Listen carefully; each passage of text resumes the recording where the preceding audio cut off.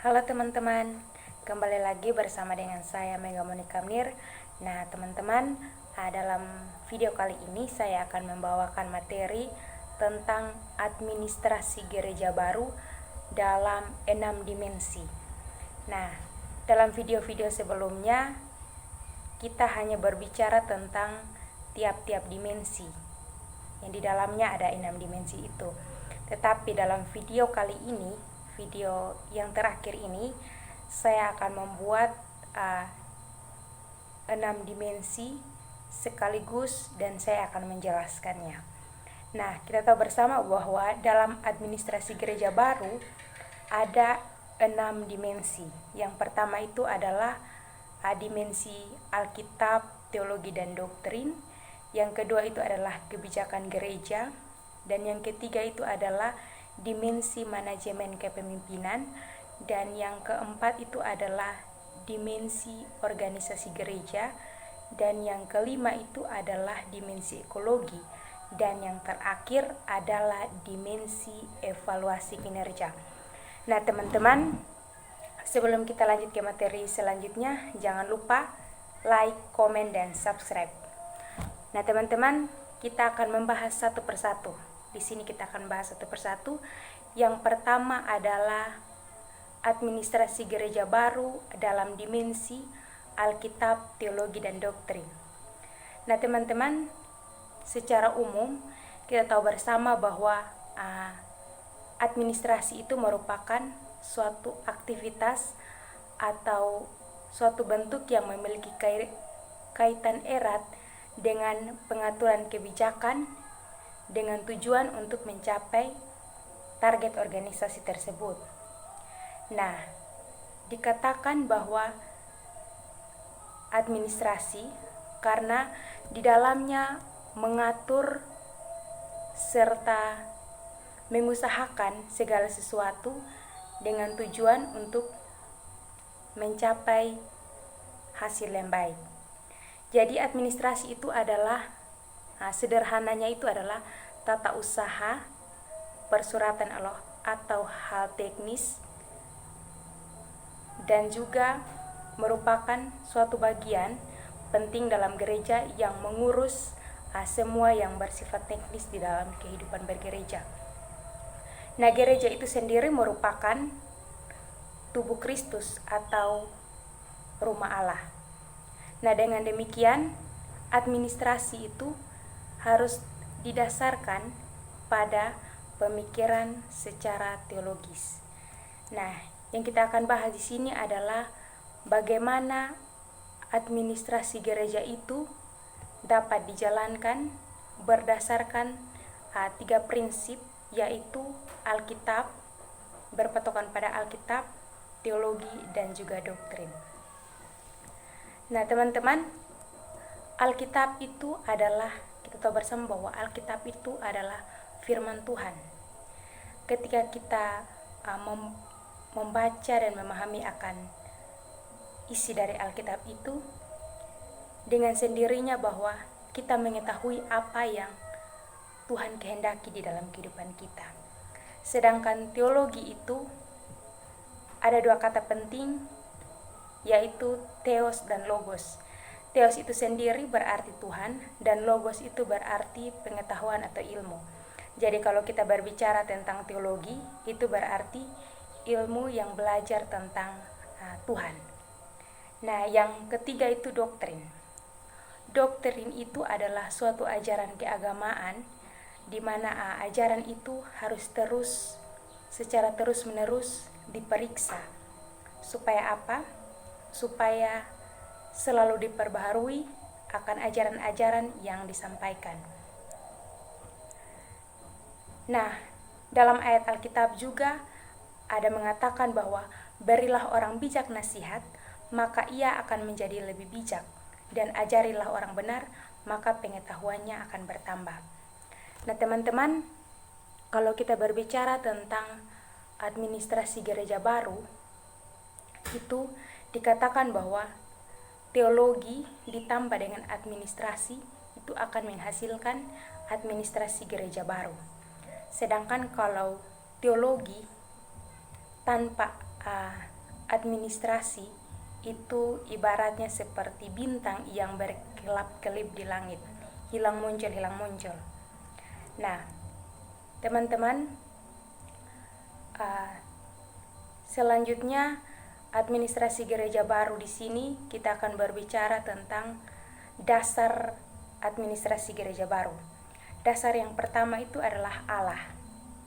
Allah di sini adalah administrator agung. Artinya bahwa segala kehendak Allah itu yang harus kita lakukan.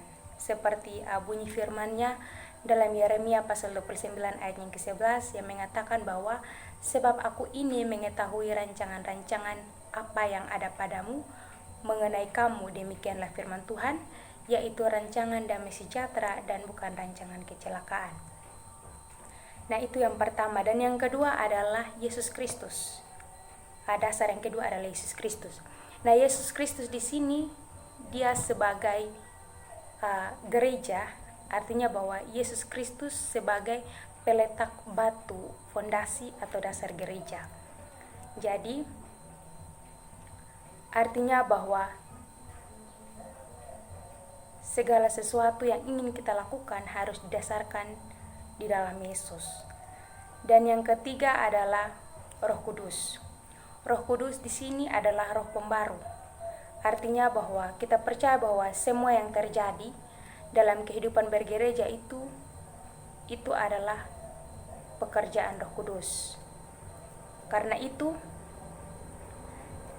dikatakan bahwa itu termasuk dalam administrasi gereja baru apabila semua sistematika pelayanan yang ada di gereja tersebut itu berpatokan pada Allah, Yesus Kristus dan Roh Kudus, dan menjadikan sumber acuan yaitu Alkitab, teologi, dan doktrin. Nah, teman-teman, kita akan lanjutkan pada bagian yang kedua, bagian kedua dari administrasi gereja baru, yaitu dimensi kebijakan. Nah, teman-teman, kita tahu bahwa kebijakan itu adalah suatu rangkaian atau konsep yang menjadi pedoman di dalam pelaksanaan suatu pekerjaan kepemimpinan. Itu adalah kebijakan. Nah, teman-teman, di sini dikatakan bahwa di dalam kehidupan bergereja juga adanya yang dinamakan persidangan majelis gereja. Nah, itu sebenarnya merupakan media cara untuk mencari kehendak Tuhan. Nah, teman-teman, di sini dalam kebijakan gereja, administrasi gereja baru dalam dimensi kebijakan gereja itu menekankan bahwa gereja itu tidak perlu panik atau tidak harus panik dalam menghadapi suatu permasalahan. Tetapi yang harus dilakukan oleh gereja itu adalah tetap tenang serta berusaha untuk mencari solusi terbaik sesuai dengan hikmat yang telah Tuhan karuniakan kepada kita. Karena itu dikatakan bahwa kebijakan gereja, kebijakan gereja itu diperoleh melalui rapat-rapat atau sidang-sidang yang dilakukan oleh gereja.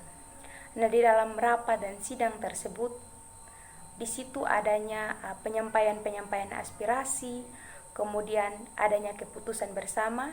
Nah, dari keputusan bersama itulah mereka mulai membangun atau melakukan setiap apa yang sudah menjadi keputusan mereka.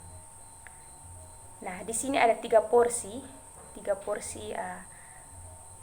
permasalahan yang biasa dihadapi oleh gereja. Yang pertama itu adalah masukan. Nah, masukan di sini adalah gereja membuka diri menerima akan setiap masukan-masukan atau aspirasi dari jemaat, kemudian diolahnya dan menghasilkan sesuatu yang baik. Nah, yang kedua itu adalah solusi. Jadi, sebelumnya gereja membuka diri untuk menerima. Kemudian setelah gereja menerima akan permasalahan yang dihadapi oleh jemaat, mereka sama-sama berkumpul untuk mencari solusi atau jalan keluar. Nah, kemudian mereka akan memperoleh yang namanya hasil atau outcome. Nah, dari masukan itu mereka mencari solusi, dan setelah itu mereka akan memperoleh hasil atau jalan keluar. Nah, teman-teman, dikatakan bahwa gereja itu harus pandai. Harus pandai di sini artinya harus mengandalkan hikmat Tuhan di dalam mengambil sebuah keputusan. Karena apa? Karena di sini dikatakan bahwa gereja itu harus bertindak secara bijaksana. Gereja harus menjadi hakim yang adil dalam menghadapi akan setiap permasalahan yang dihadapi oleh jemaat. Karena masalah yang besar itu berasal dari masalah yang kecil. Jadi, gereja harus berperan secara adil, atau seperti yang tadi katakan bahwa gereja harus menjadi hakim yang adil di dalam pengambilan keputusan. Nah, karena itu gereja harus mampu mengatasi, dan gereja juga harus mampu memberikan solusi terbaik sesuai dengan apa yang menjadi kehendak Tuhan. Teman-teman, kita lanjut pada bagian dimensi yang ketiga, yaitu dimensi manajemen dan kepemimpinan. Nah, di sini kalau kita berbicara tentang manajemen dan kepemimpinan, itu berarti bahwa sosok teladan, sosok seorang pemimpin, di mana pemimpin itu harus menjadi teladan yang baik di dalam ia menjalankan akan tugas dan tanggung jawabnya. Nah, teman-teman, kita tahu bersama bahwa setiap lembaga ataupun organisasi, baik itu organisasi yang besar ataupun yang kecil sekalipun, pasti memiliki pemimpin. Nah, kenapa harus memiliki pemimpin? Nah, tujuan dari seorang pemimpin itu adalah untuk memperhatikan serta mengatur lembaga tersebut. Nah, kalau kita berbicara tentang gereja, tentunya gereja juga memiliki pemimpin. Tujuannya adalah bisa mengatur semua pelayanan yang ada di gereja. Nah, yang menjadi pertanyaan adalah sosok pemimpin seperti apa yang dibutuhkan di dalam kehidupan bergereja. Yang ditekankan di sini adalah dalam administrasi gereja baru, yang ditekankan adalah harus menjadi teladan. Harus menjadi teladan yang berhikmat. Artinya bahwa segala sesuatu yang dia lakukan itu harus berasal dari hatinya, karena yang dia lakukan itu adalah untuk Tuhan dan bukan untuk manusia.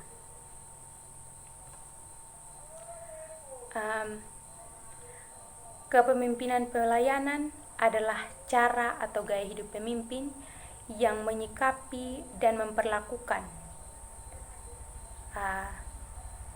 dan bukan yang dipimpin itu sebagai objek, apalagi sekedar alat untuk kepentingan dirinya, melainkan harus menjadi subjek. Artinya sikap dan perlakuan itu harus dilakukan sesuai dengan yang Tuhan kehendaki. Nah, kalau menjadi seorang pemimpin itu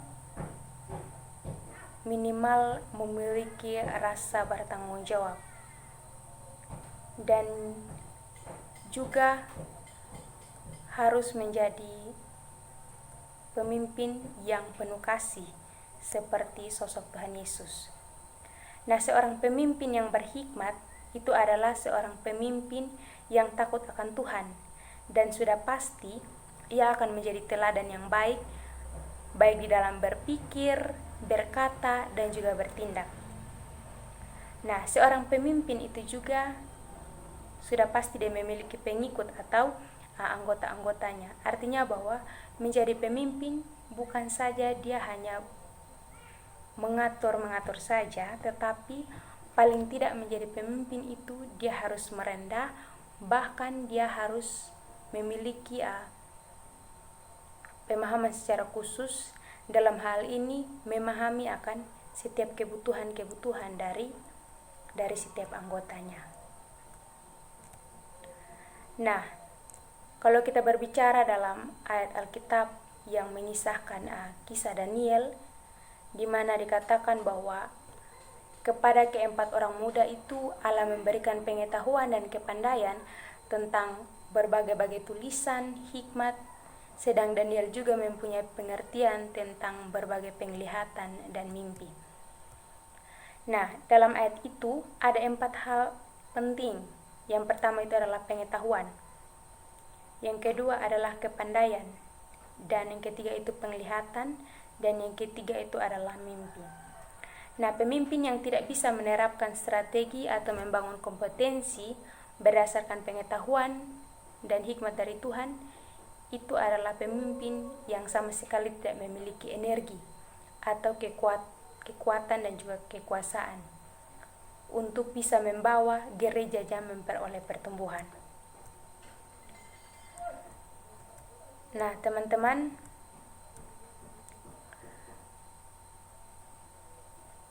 menjadi seorang pemimpin minimal harus memiliki ciri-ciri seperti memiliki kerohanian yang mantap.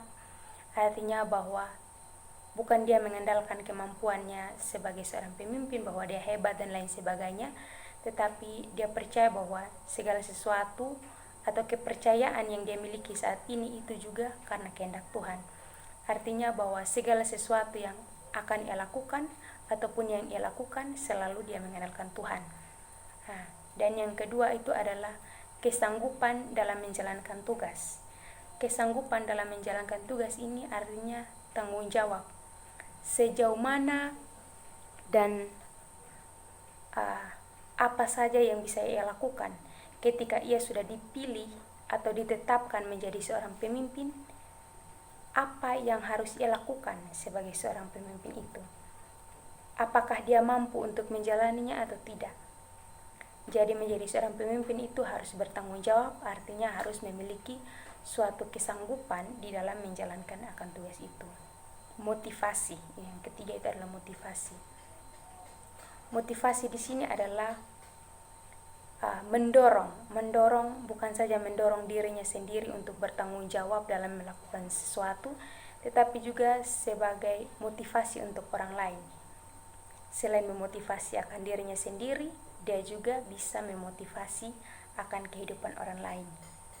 Dan yang berikut adalah menjadi seorang pemimpin juga harus memiliki sikap pengorbanan. Sikap pengorbanan di sini artinya dia rela berkorban, artinya dia suka menolong, melihat akan keadaan jemaatnya dalam keadaan susah atau dalam keadaan sakit, dia harus rela untuk meninggalkan akan setiap apa yang menjadi tugas tanggung jawabnya, bahkan keluarganya, untuk pergi untuk melayani. Itu yang dimaksud dengan menjadi pemimpin yang rela berkorban. Dan yang terakhir adalah menjadi seorang pemimpin, dia harus mampu mengambil keputusan yang baik. Artinya bahwa menjadi seorang pemimpin itu harus menjadi hakim yang adil. Dia harus mampu membuat akan suatu keputusan yang baik, keputusan yang dimaksud adalah keputusan yang bukan hanya untuk mementingkan dirinya sendiri, tetapi keputusan yang dia berikan itu adalah keputusan untuk kepentingan bersama. Nah, itu mungkin ciri-ciri yang dimaksud di sini adalah ciri-ciri pemimpin di dalam administrasi Gereja Baru.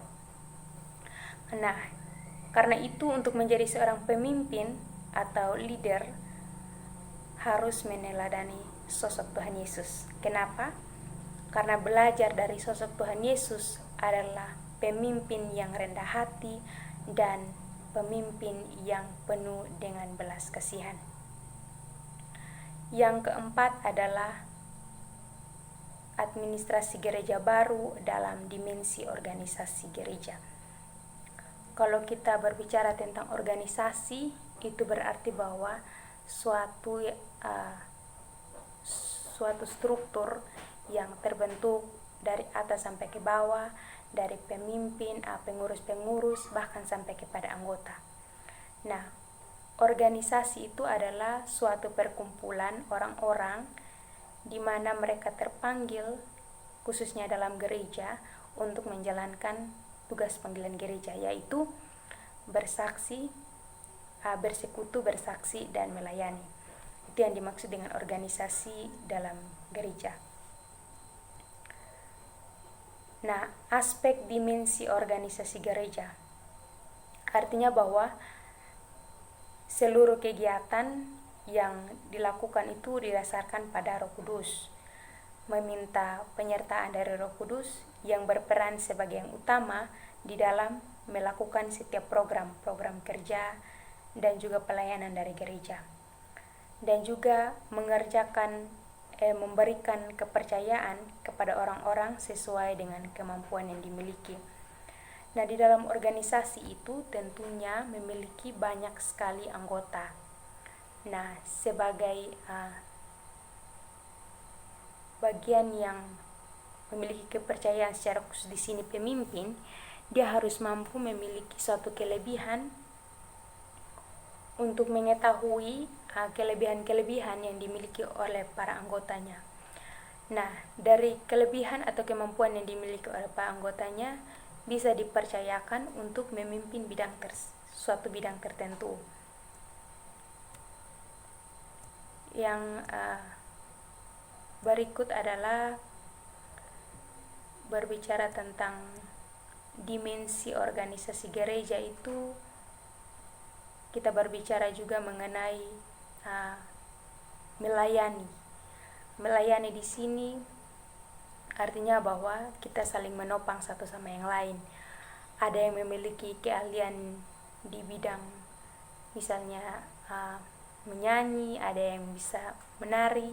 Nah, di situ kita saling menopang satu sama yang lain untuk bisa sama-sama menjalankan akan tugas panggilan kita.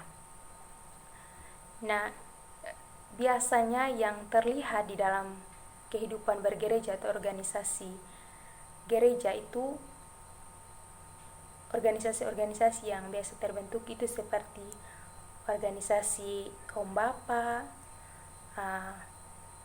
kemudian organisasi kaum ibu, pemuda, dan juga anak-anak par. Nah, tentunya dalam setiap organisasi itu memiliki pemimpin, bahkan pengurusnya masing-masing dan juga anggota-anggotanya. Dan setiap organisasi itu juga tentunya mereka memiliki akan rancangan atau program kerja tersendiri. Tetapi tujuan mereka itu adalah sama. Tujuan mereka itu yaitu menjalankan tugas panggilan gereja, yaitu bersekutu, bersaksi, dan melayani. Jadi mereka memiliki keterkaitan antara satu dengan yang lain. Nah, oleh karena itu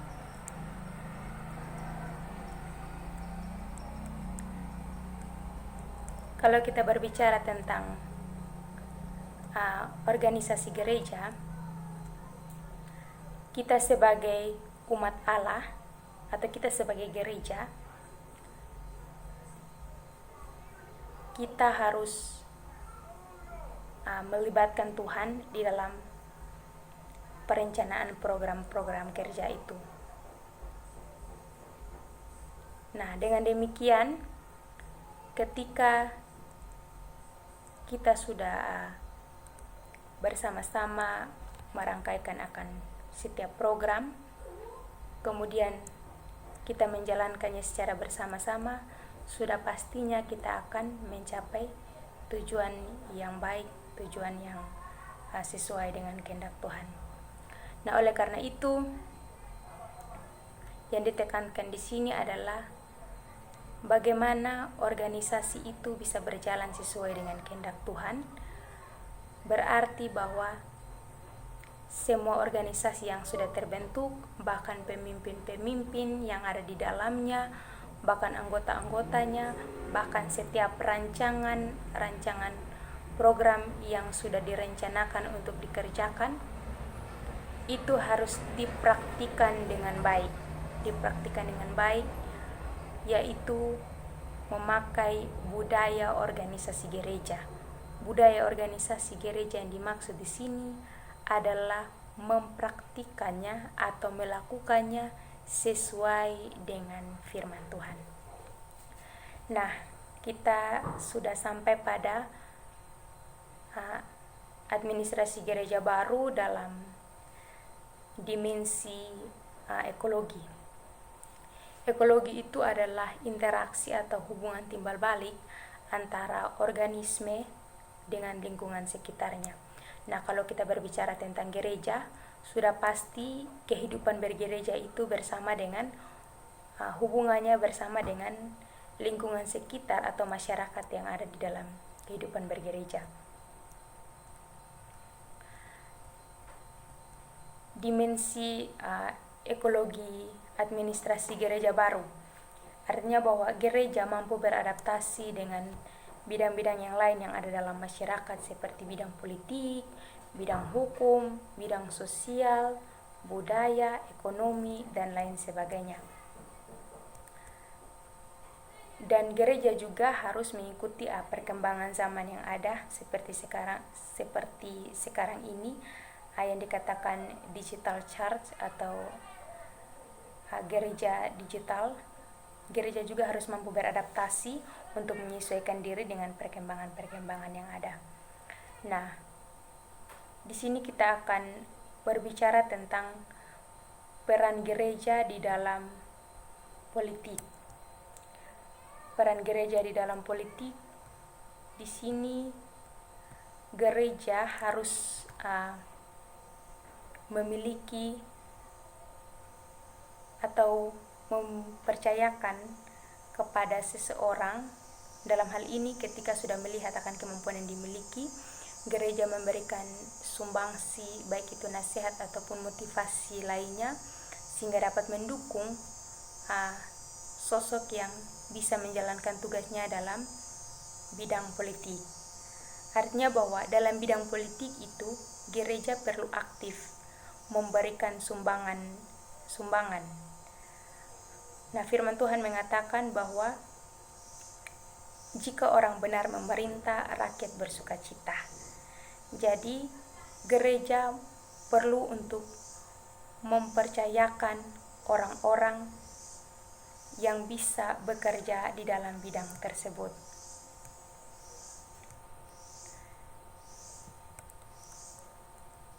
Nah, teman-teman, kalau kita berbicara selanjutnya tentang ekologi gereja itu adalah bagaimana gereja dia bisa beradaptasi dengan semua kehidupan yang ada di sekitarnya. Artinya dia mampu berinteraksi dengan baik, bahkan memberikan sumbangan-sumbangan yang baik yang bisa mendukung akan kehidupan dalam masyarakat itu. Ataupun peran gereja dalam dunia pendidikan, bagaimana gereja bisa mengupayakan sesuatu untuk mendukung akan kehidupan berpendidikan yang ada di tempat itu. Karena itu sebagai administrasi gereja baru, gereja perlu untuk mengikuti setiap perkembangan zaman yang ada supaya gereja tidak ketinggalan, tetapi gereja harus terus berkembang, bahkan mampu menyesuaikan diri sehingga bisa mengikuti era perkembangan zaman yang ada agar terus menjalankan tugas panggilan gereja tersebut. Nah, yang terakhir dalam administrasi gereja baru adalah dimensi evaluasi kinerja gereja. Nah, teman-teman, evaluasi kinerja itu adalah proses pemeriksaan kembali semua pelayanan yang sudah berjalan. Nah, tujuannya itu adalah untuk memperbaiki yang salah dan meningkatkan yang benar. Sederhananya dalam evaluasi kinerja gereja itu adalah merefleksikan kembali semua pelayanan yang sudah berjalan. Nah, teman-teman, evaluasi pertanggungjawaban gereja terhadap tugas dan panggilan gereja itu didasarkan pada semangat melayani dengan roh pelayanan yang menyala-nyala. Jadi janganlah hendaknya kerajinanmu kendor, biarlah rohmu menyala-nyala dan layanilah Tuhan.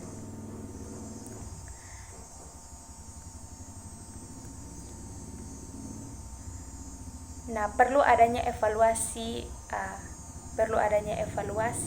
karena gereja itu adalah tubuh Kristus. Maka gereja itu harus bertumbuh mengikuti pola pertumbuhan Tuhan Yesus, agar gereja dapat menjalankan fungsinya sebagai saksi dan sebagai bibit bagi kehidupan di dalam Kristus. Jadi gereja itu harus bertumbuh. Yang pertama itu bertumbuh di dalam hikmat. Yang kedua bertumbuh di dalam jasmani, artinya bertumbuh dalam materi dan ekonomi dan juga budaya. Dan yang ketiga itu bertumbuh di dalam kehidupan rohani yang dikasihi Allah. Dan yang keempat itu bertumbuh di dalam kehidupan sosial sehingga semakin dikasihi dan berpengaruh di dalam kehidupan masyarakat. Nah, evaluasi kinerja gereja itu akan berjalan dengan baik apabila proses pemeriksaan atau refleksinya itu memakai cara-cara yang cerdas, kreatif, dan sesuai dengan kehendak Tuhan. Karena apa? Karena dengan demikian akan menghasilkan sebuah refleksi yang membangun kembali semangat pelayanan di dalam kehidupan bergereja. Nah, teman-teman, saya kira cukup untuk pembahasan mengenai dimensi-dimensi kita mengenai administrasi gereja baru. Dan dari keenam dimensi itu ada sebuah kesimpulan yang saya dapat di sini, yaitu bahwa administrasi gereja itu adalah suatu bagian penting di dalam gereja dan pelayanannya. Karena dengan keberadaannya sebagai sistem pelayanan, maka keberadaan gereja serta pelayanannya akan tertata dengan baik dan selalu diperbaharui.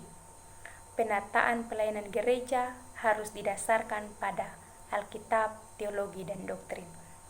Kemudian gereja tidak harus panik di dalam menghadapi suatu permasalahan, tetapi yang harus dilakukan gereja adalah bijaksana, tetap tenang, serta berusaha mencari solusi terbaik dengan hikmat yang berasal dari Tuhan. Dan juga setiap lembaga ataupun organisasi memiliki pemimpin. Tujuannya adalah agar dapat memperhatikan serta mengatur lembaga tersebut. Nah, tentunya gereja juga memiliki teladan. Teladan yang dimaksud di sini adalah menjadi teladan yang berhikmat. Apapun yang dilakukan itu harus berasal dari hati, harus dilakukan dengan segenap hati, karena segala sesuatu yang kita lakukan itu kita lakukan untuk Tuhan dan bukan untuk manusia. Kemudian organisasi gereja diartikan sebagai suatu perkumpulan atau wadah sekelompok orang yang bekerja sama dengan terstruktur untuk mencapai tujuan tertentu, atau sekumpulan orang yang menghimpunkan diri yang memiliki tujuan bersama, yaitu melaksanakan tugas panggilan gereja. Sebagai organisasi gereja yang baik harus mempertahankan budayanya. Budaya yang seperti apa? Budaya yang dipraktikkan itu adalah sesuai dengan firman Tuhan. Nah, yang berikut adalah ekologi gereja. Seperti tadi pembahasan saya dalam dimensi yang kelima tentang ekologi gereja, di sini saya menarik sebagai kesimpulan bahwa ekologi gereja itu adalah interaksi antara sesama anggota gereja yang saling menyesuaikan diri satu dengan lainnya di dalam kehidupan bergereja untuk sama-sama memiliki tujuan di dalam menjalankan akan tugas panggilan gereja itu. Dan yang terakhir dalam dimensi evaluasi kinerja, saya mengambil sebuah kesimpulan bahwa evaluasi kinerja gereja itu adalah pemeriksaan kembali semua pelayanan yang telah berjalan dengan baik. Nah, tujuannya adalah untuk memperbaiki yang salah, meningkatkan yang benar, atau seperti yang tadi dikatakan di materi sebelumnya bahwa yang lebih sederhananya dalam evaluasi kinerja gereja adalah merefleksikan kembali semua pelayanan yang telah berjalan. Nah, teman-teman, saya kira pembahasan materi tentang administrasi gereja baru dalam 6 dimensi itu cukup sampai di sini. Kiranya apa yang saya bagikan ini bisa bermanfaat untuk kita semua. Sampai jumpa, Shalom.